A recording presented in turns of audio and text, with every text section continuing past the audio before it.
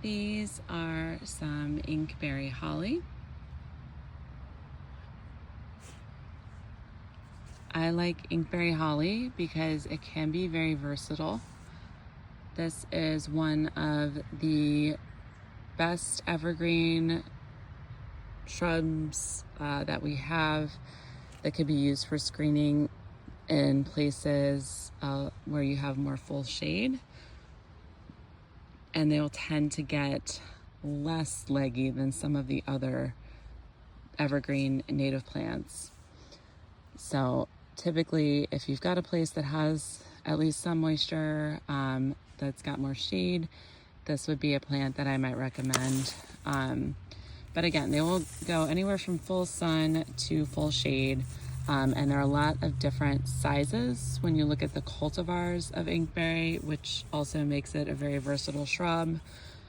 So this could be great as a foundation planting. If you're looking for something evergreen at the back, there are cultivars that are in the 3 to 4 to 5 foot range. And that's going to be something like possibly like the densa, which is this one. Compacta may also be appropriate, or nigra. Shamrock is frequently used, though it can tend to be a little bit leggier than some of the others. Over here, this one is a species, and this one in the center here is Gembucks, which you can see it's a dwarf. It only gets 2 to 3 feet, and the foliage is smaller on the Gembucks, in addition to the plant itself being dwarf. These are going to be very tolerant of moist areas, and they prefer a little moisture. They're very clay tolerant. With this species in particular, they can sucker and spread that way. And so you may want to be a little cautious where you plant them. The cultivars are going to be less likely to spread and sucker, and they're going to stay a little more compact. These are male female, so if you want to have the berries, then ideally you would have both male and female, as they are in the holly family and everything, in the holly genus. And so everything in the Ilex genus is going to need male and female in order to have berries. Typically the cultivars that are commercially available are going to be female. So we do offer the species, so you can pick up a male inkberry from our nursery to help pollinate your female inkberries. But I would definitely call ahead, as we do have them sexed different times of the year, and just to make sure that we have them available. But the species is going to get 5 to 8 feet tall and wide, so a little larger than the more dwarf cultivars. The inkberries are a little bit more of a slow grower, so somewhat similar to boxwood and form and their growth habit. They fill out fairly slowly, so they can take to a light trimming if you want to keep a shape or form to them. But I do often use these kind of layered in a screen if you're trying to block an area, because they may remain fuller and denser than some of the other screening evergreen plants, but they're going to grow more slowly. So I like to have these interspersed with something that's more quick growing, like a wax myrtle. Wax myrtle is a great fast growing evergreen shrub. This one is going to get a bit larger as far as evergreen shrubs go. So this one will get 6 to 12 feet, and they are fairly fast growing. So this is a nice one where you need to get some screening coverage quickly. These do also prefer to have some moisture. but they are otherwise fairly tolerant. We do also have a dwarf cultivar of the wax myrtle. You want something a little smaller. This one's going to be more in the 3 to 5 foot range.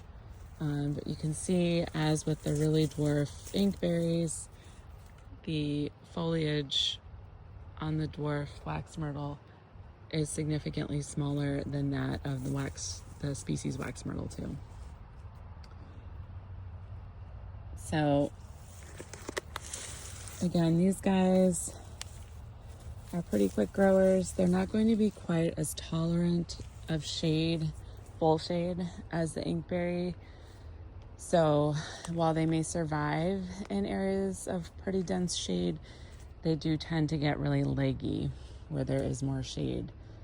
So again, sometimes layering these in with something that can tolerate more shade, like the inkberry, can be a nice option to give you some different levels of screening.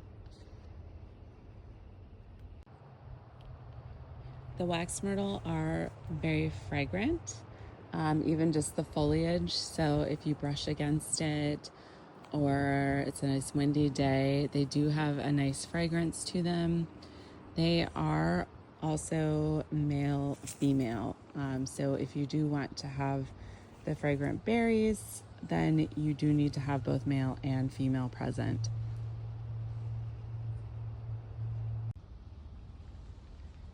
Coastal dog hobble is a native species that not many people are familiar with. This one is going to get 2 to 4 and rarely maybe up to 6 foot tall with a similar spread. This has got really impressive heather or like white flowers in May. They're like lots of little bells. You can see the seeds on here, and that the flowers grow similarly. And then they get these neat little seed heads on there. So this is a great evergreen plant for some spring flowering interest, and the foliage will get sort of like a red to purplish color through the winter too, even though it is considered to be evergreen. So a different interesting plant for some evergreen winter interest. And this one is going to prefer moist but well-drained conditions, and it prefers kind of part sun. A lot of people, when they think of magnolia, think of the really large southern magnolia. Our true native magnolia in Virginia is the Sweet Bay magnolia, which is far less formidable. So these guys can get anywhere from 10 to about 35 feet. So they do have a wide range. They do prefer some moisture, and they're considered to be kind of semi-evergreen. So depending on how harsh the winter is, they may drop more leaves some years. But they do get smaller, kind of looser flowers and then smaller berries. A lot of times people worry about the debris from the larger magnolias, and these are nothing like that in what they drop. So again, you get a few of these smaller leaves. The seed pods are nothing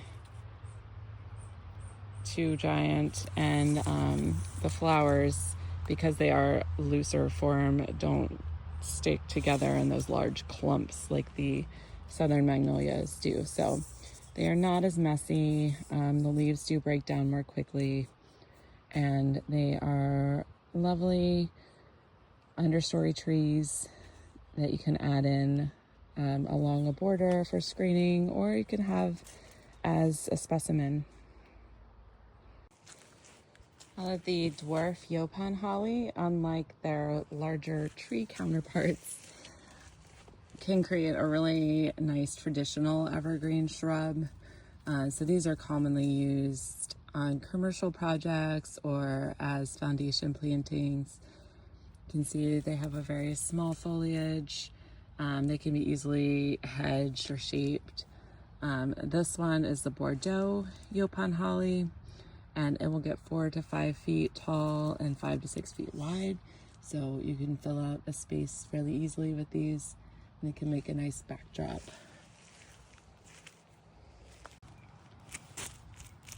This one is just a different cultivar, just known as the dwarf or sometimes the Nana Yaupon holly. And this one's going to be more in the 2 to 4 foot range, with about 3 to 4 foot of width.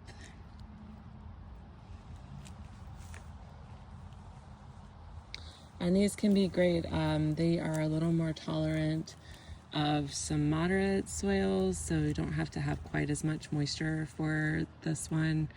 And they will tolerate sun to part sun.